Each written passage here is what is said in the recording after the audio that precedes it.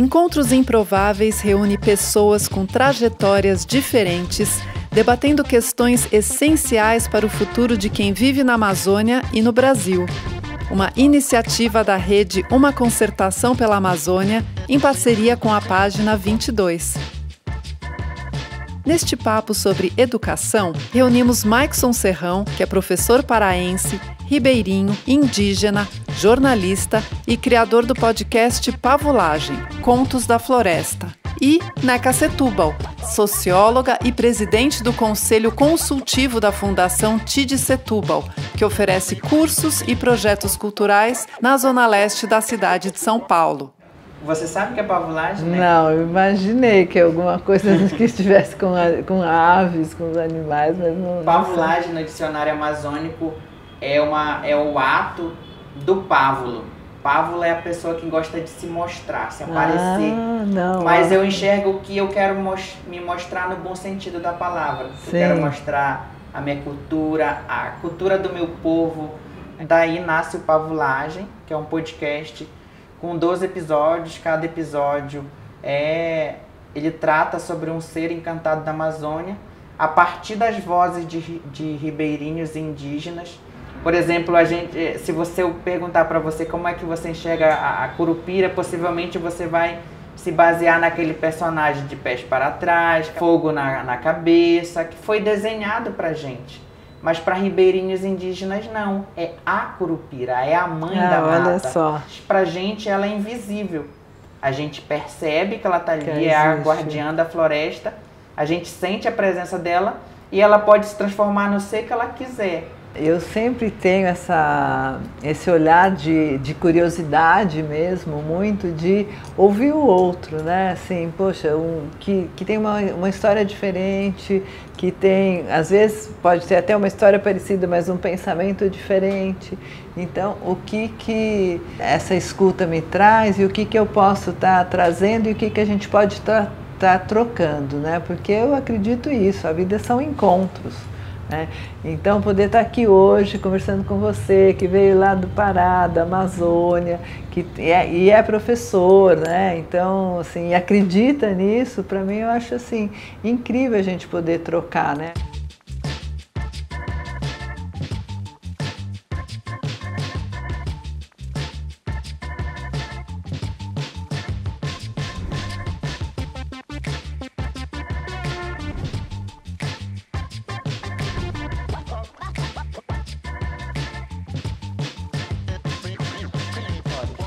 Então, ser professor na Amazônia perpassa essa questão de como adaptar o currículo também desse aluno.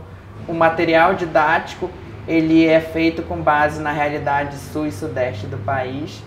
E a gente tem desafios de professores que recebem essa formação online, que ela é bem precária, e às vezes ele tem que se virar com a realidade que ele tem ali.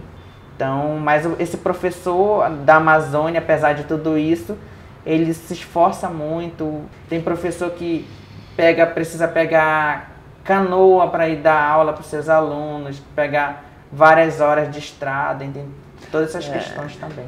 Qualquer que seja a escola, ela tem que estar muito conectada com o contexto, porque isso faz sentido para os alunos. Claro que você tem um padrão universal que vale para o Brasil todo, mas você tem muitas especificidades daquele contexto. Então, para que aquele jovem, especialmente aquela criança, mas os jovens ficam isso mais latente ainda, eles acabam achando que a escola não tem nada a ver com a vida, desistem, vão embora. Estou falando da Amazônia, mas isso serve para o Brasil todo também.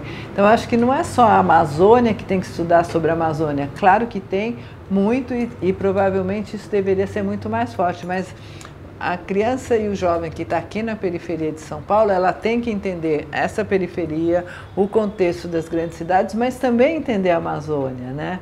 Então, acho que a gente tem que pensar esse currículo do Brasil olhando os territórios, né? Eu sempre falo isso, e o território ele é muito vivo porque ele pode trazer toda uma história e conectar com sentido para que a escola, o ensino, o currículo faça sentido, né? Para as crianças, para os jovens e para as famílias.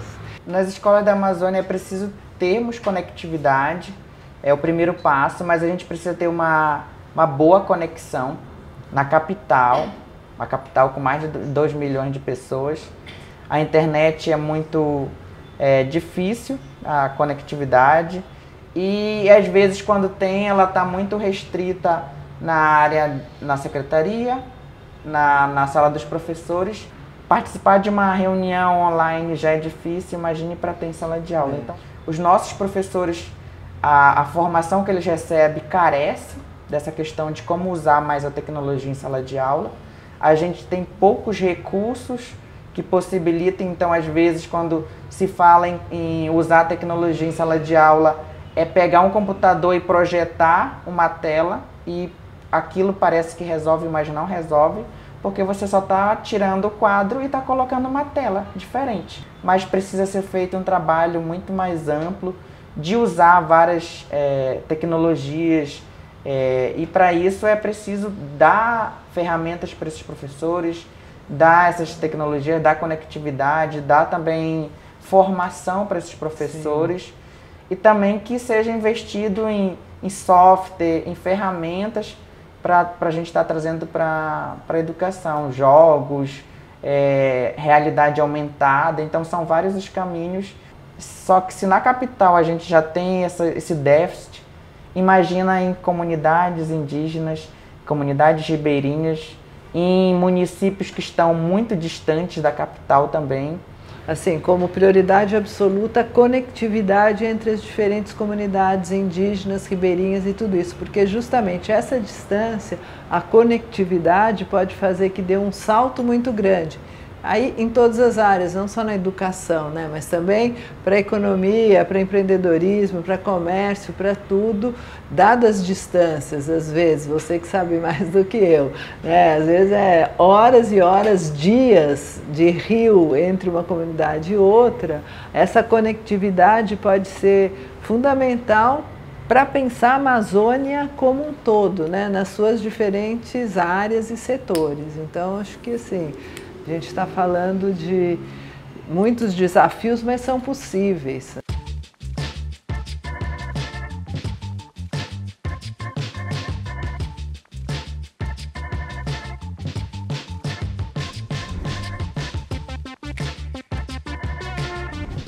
Eu acho que a questão nossa é enfrentar as desigualdades, né? Tanto na Amazônia como nas periferias das grandes cidades. Enfrentar as desigualdades significa que a gente realmente põe em prática o que a gente chama de equidade, que é tratar diferente os diferentes.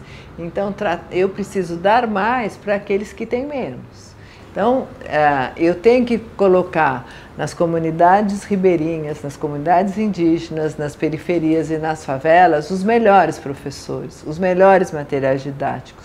Eu tenho que atuar para que aquelas famílias estejam integradas com a escola, né? Então, o foco tem que estar muito mais na equidade, e isso acontece em países como no Canadá, como países da Europa, da Escandinávia, onde você tem, assim, desde do ministro da Educação até o aluno ali, eles fazem um discurso de mostrar que a educação é um direito para todos. Você citou esses países, mas lá os professores são muito valorizados, e os professores também têm todo um rigor, um processo para que ele seja professor.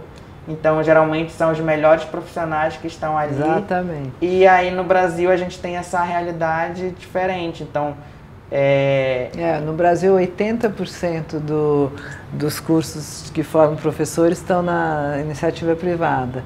Desses, 60% é à distância, então assim, e com um nível muito baixo de qualidade, como você falou. Então acho que você foi no ponto, né? Sempre falo que a nossa educação é medida pela qualidade dos professores, não tem mágica aí, né? Então, se a gente não tem bons professores, é muito difícil que a gente tenha uma educação de qualidade.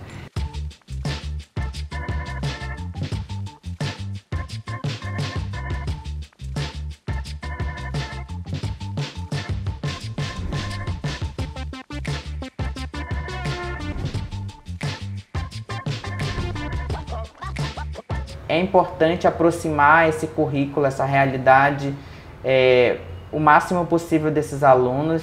Agora, no novo ensino médio, a gente tem os itinerários formativos, né, que estão com olhar para fazer os itinerários amazônicos, Isso. que é justamente para levar esse olhar dos itinerários formativos para um contexto mais da Amazônia.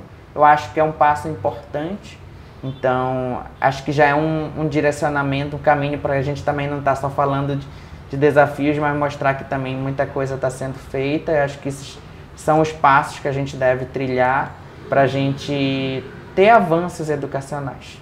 Esse ensino médio ainda tem que ser implementado de uma forma a se consolidar, mas ele abre a possibilidade, isso que eu acho que é importante, de trazer os estudos, no caso aqui, né, da Amazônia, né, um percurso amazônico para as escolas, para os alunos poderem escolher isso como um percurso que ele vai se especializar, né? Porque teria 1 ano e meio de uma educação igual para todos, né? Mais universalizado, e depois os percursos. Eu acho super interessante. De novo a gente vai cair. A ideia é muito boa, mas a gente precisa trazer condições para que as secretarias possam implementar essa ideia, né? E uma educação horizontal também, porque, por exemplo, às vezes isso chega muito como política e o professor que está em sala de aula, ele não se sente consultado, porque quando esse professor se sente parte do processo,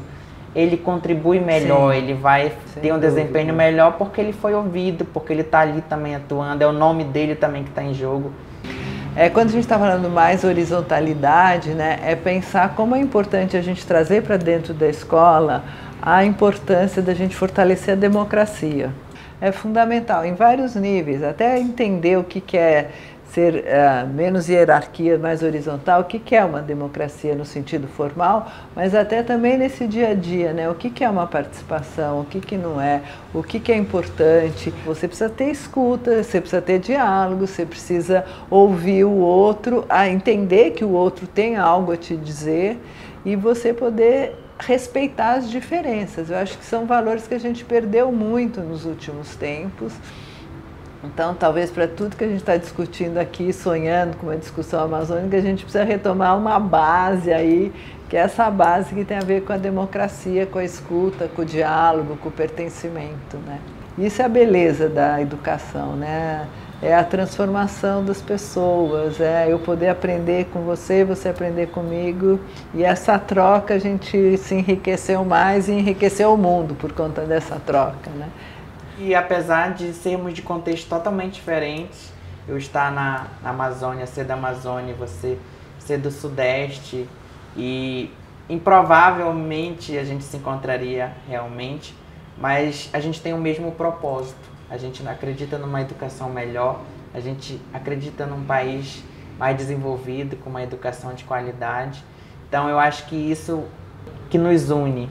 Vamos trabalhar juntos por uma educação melhor. E por isso que a gente está aqui, acreditando nesse sonho, né?